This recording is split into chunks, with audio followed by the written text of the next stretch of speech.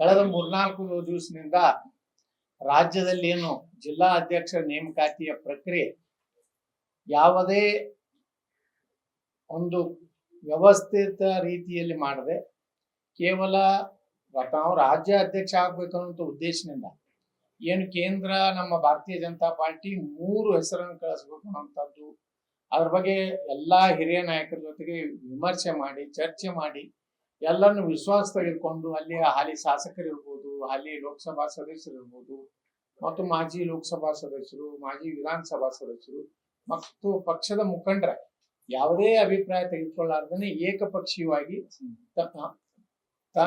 ಸಂಘಟನೆಯನ್ನ ತಮ್ಗೆ ಬೇಕಾಬಿಟ್ಟಿಯಾಗಿ ಒತ್ತೇನು ಮಾಡ್ತಾ ಇರೋದು ಈಗಾಗಲೇ ನಾವು ಮೊದಲೇ ಅದನ್ನ ಊಹೆ ಮಾಡಿದ್ವಿ.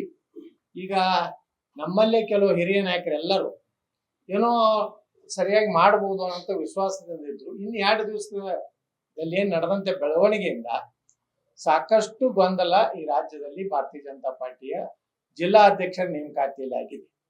ಇದರ ಬಗ್ಗೆ ಈಗಾಗಲೇ ಏನು ಮೊದಲು ನಮ್ಮಲ್ಲಿ ಅನೇಕ ಹಿರಿಯರೇನಿದ್ರು ಅವರು ತಟಸ್ಥವಾಗಿದ್ದರು.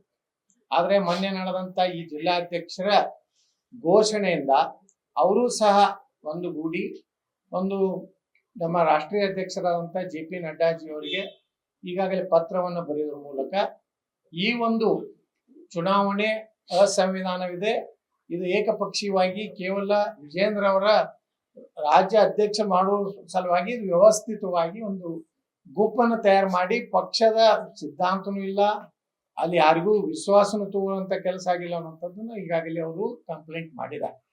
ಇದೆಲ್ಲ ಬೆಳವಣಿಗೆ ಹಿನ್ನೆಲೆಯಲ್ಲಿ ನಿನ್ನೆ ಚಿಕ್ಕಬಳ್ಳಾಪುರ ಲೋಕಸಭಾ ಸದಸ್ಯರು ಪತ್ರಿಕಾಗೋಷ್ಠಿ ಮಾಡಿ ಅವರ ತಮ್ಮ ಏನು ಪ್ರತಿರೋಧವನ್ನು ಅವರು ವ್ಯಕ್ತಪಡಿಸಿದ್ದಾರೆ.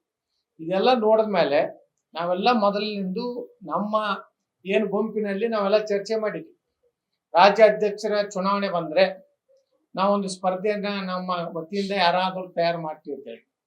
ಆದ್ರೆ ನಿನ್ನೆ ಮತ್ತು ಮೊನ್ನೆ ಏನ್ ನಾವು ಅವರು ಎಲ್ಲರೂ ಕೂಡಿ ಚರ್ಚೆ ಮಾಡಿದ್ವಿ.